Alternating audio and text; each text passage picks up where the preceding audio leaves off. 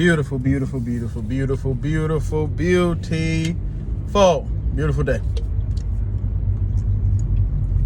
How y'all doing? Hope all is well.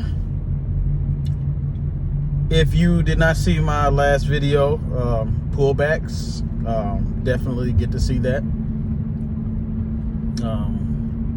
We all go through pullbacks. Pullbacks are absolutely necessary for growth. You can't just go in one direction and expect not to go make a pullback. It's kind of like a market. So when you're going up, you exhaust a little bit, then you come up, and sometimes you exhaust a little bit, then you come up, as long as it's an uptrend. Now, if you're going on a downtrend, sometimes when you're going down, you push up a little bit, then you dump down, you push up a little bit. So you want to find a good support, then push up. Hopefully we have a good support. So today we're going to speak on the reactive mind. Your subconscious mind is what you will, what we're going to label the reactive mind. The reason why we're going to label the subconscious mind the reactive mind, because all of your reactions are stored in your subconscious, and let's be honest, all your reactions happen without you even being aware of them happening. Every little thing, to the touching your nose every second, or blotting your eyes around, or the uncomfortable feeling you feel when you're in an uncomfortable situation, all of those things are hidden and stored in the reactive mind, or the subconscious mind. Now, what I'm going to talk about is very simple but deep, because we don't really put a lot of thought into our reactions.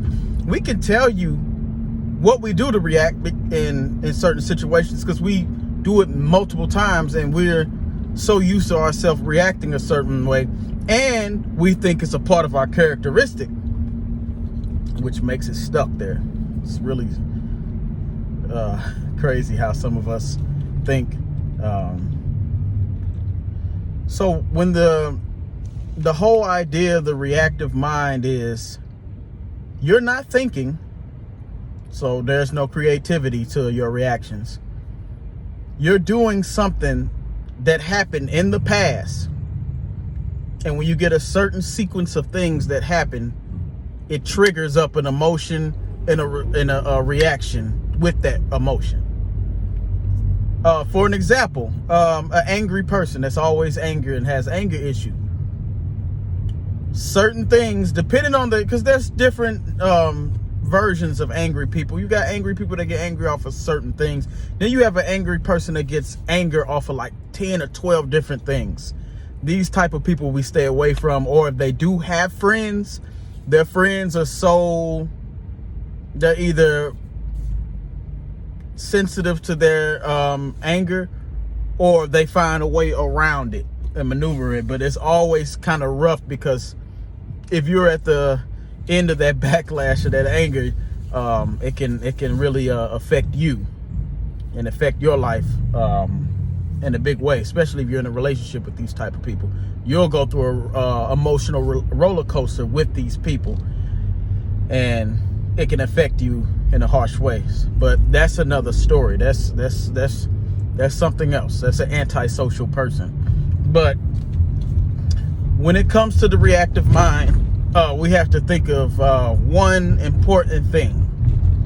That feeling, because like I said, you're not thinking when these reaction comes up. But if you could possibly go into your awareness and figure out when those emotions come up, where did it come from? When you could get to the root of that situation. And I mean, when I mean by the root, I mean the first time this reaction was developed, when you created this reaction. If you could go to that time and figure out the environment of the time, the taste, the reason why you had to do this, all of the insights that come with that reaction, and you deal with it in the present moment, you can erase the charge out of your mind for that reaction.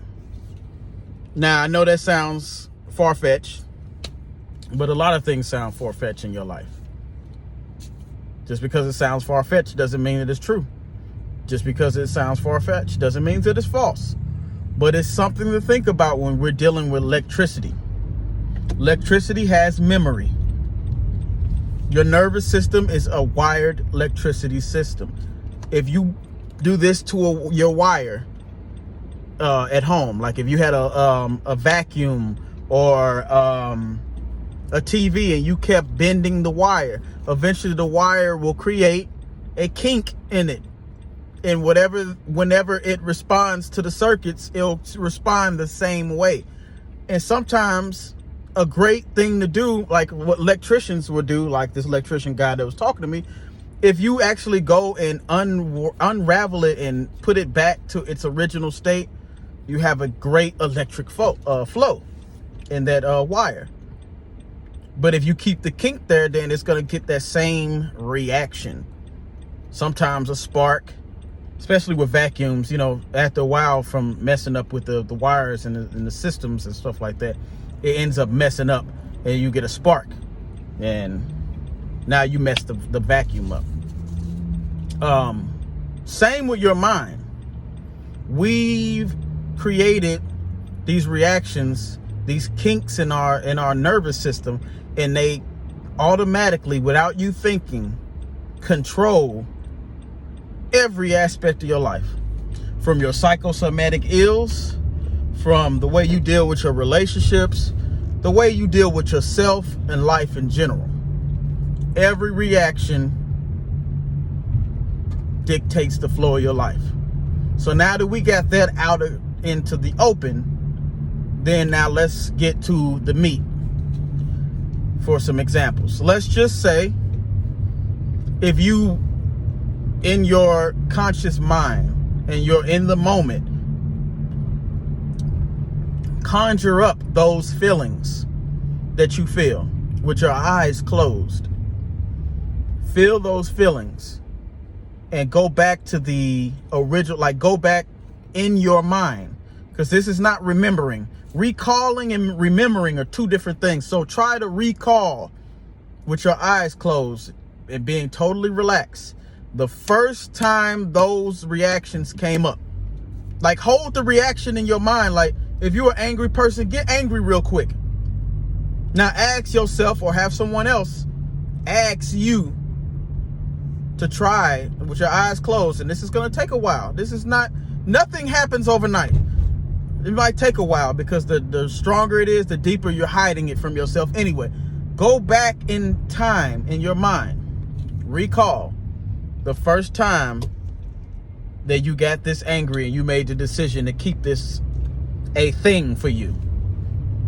If you can go into that recall mode where you were like 2 or 3, let's just say you were 2 or 3 years old when you made the decision to be this angry because your sister and your mom or some event happened that created this, what I would call a engram, or this paradigm or this bubble of anger that you're in. If you were to go back into that and recall that and remember the room you're in, remember the smell of the room, remember every detailed thing, because your mind remembers everything. You're recording your whole life from the day you came out of your mother's womb to now. You have that memory in your head. You just have to educe it out, which word the word education come from the word educe, to draw out. Nothing is going inside of you. Everything is being pulled out of you. So if you could go back in time in your mind and recall the event that even made the paradigm of the bubble in the first place. I know they ain't honking at me. If you could go back in time and make that and just get a variety of everything that's going on from your senses, whatever you smelled, whatever you taste, whatever you touched, the situation, even remember the words that came out of people's mouth. Hey, sometimes it could have been like, you were angry little baby. You were so daggone angry and whiny all the time. That little small thing at 3 years old and hearing it from your mom and dad over the years could be a possibility of your anger. because you love your mom and dad. You're going to listen to what they say. You're 3 years old. So just little things like that are little paradigms that you're going through, little reactions and stuff are connected to. And what tends to happen is, and it's not even tends to happen, this is 100%. Every problem that you have in life, whether you're unaware of it or not, is connected to all of your hidden, deepest pains and reactions. That's why, as a certain psychotherapists want you to recall that time, because you want to feel that pain. You want to confront that time. You want to confront every little aspect of that time so you can dissipate the charge. Because now here you are 30, you don't want some of these problems anymore. You want to change, but you have to deal with the paradigm. You have to deal with what happened. And it's so underneath your realm of conscious that you don't know how to get to it. And the only way to get to it is through it's like a deep, I wouldn't say hypnosis or meditations or something, but it's going deep in your mind and going into those pictures that are connected with those emotions, and going in there and looking at the recording that created the emotion in the damn first place.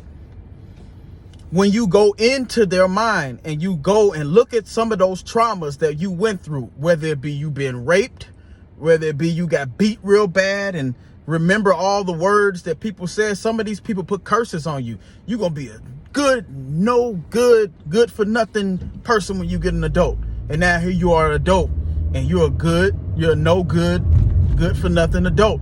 And you don't know why you are, but somebody said that while they were whipping you, or while they beat you up as a kid, or something happened, and you got all these problems, or you're homeless and you don't know how to get out of it. Something happened a long time ago that created that. You have to deal with that. You got to deal with your trauma. This is what I'm doing now. Everyone has trauma. You have to deal with the trauma. You have to go in there. You got to go deep inside of you and deal with the trauma.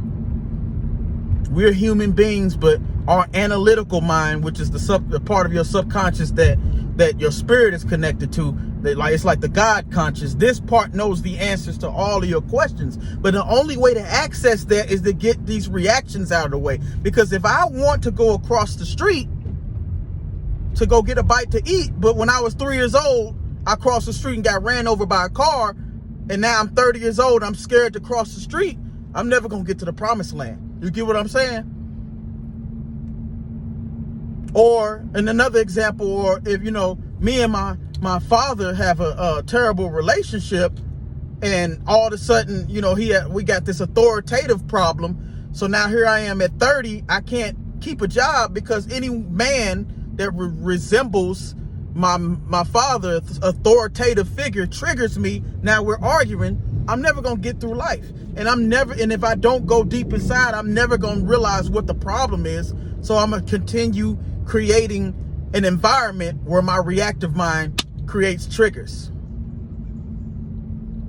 If you were to sit down and figure out all the issues in your life from the last 10 to 15 years, write them all down, then go back into the deepest, darkest parts of your mind where you were 2 and 3 years old, where some of these traumas came from, you'll see a connection to all of them.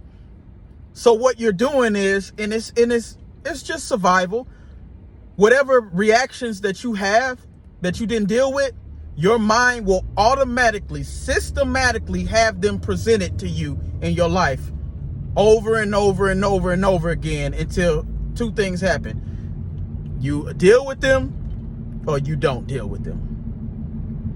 If you're a person that keeps running into the same issues with women or men or with jobs, the common denominator is you.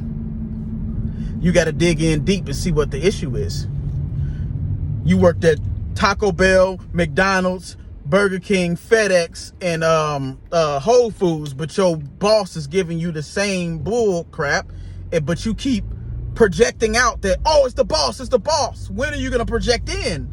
When are you going to see that you're the common denominator, not the boss? It's something within you.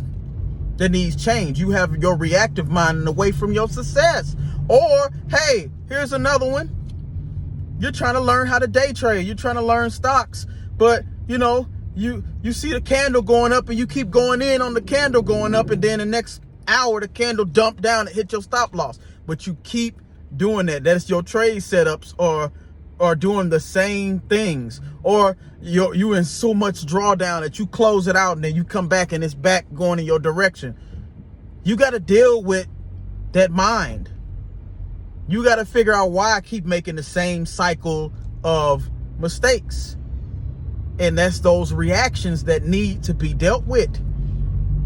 I became a better trader, and we're just going to talk about trading right now because I'm just using it for an example, because I love trading. I love the stock market. I love binary options. I love it. But it took me a very long time to get out of my way. Why? Because my reactive mind was going for the wrong setups every time. Because when I first learned how to trade, I put $1,000 into my trading account, and I clicked the button on some stuff that looked like it was going. I didn't know what I was doing. I had no risk management. I had none of that. I put 25-cent lot size in gold as a buy. I put a 25-cent lot size in GU as a sell. I was just pressing buttons, and I sat there and watched the drawdown go deeper and deeper and deeper until one position closed out because of margin. Another position closed out because of some margin. Next thing you know, my 1,000 went to zero in less than 30 minutes. So my reactive mind told me if I see too much drawdown that I'm gonna lose. I just got over that. It'll be the for sure trade where I know it bounced off the 200 moving average. It ain't ready to go down, and then it made a doji on the moving average, and I know it's gonna be a bullish engulfing. If I see too much drawdown, and especially with multiple trades, just like I just explained to you, my mind will think it's gonna lose. So I'll close them out, and once you close out, you lost because you start off and draw down anyway. I'm just now getting out of my way, and I became a better trader. So I hope y'all learned something from this. I'm gonna talk more on this because there's so much more to talk about, but I don't want to make the video too long.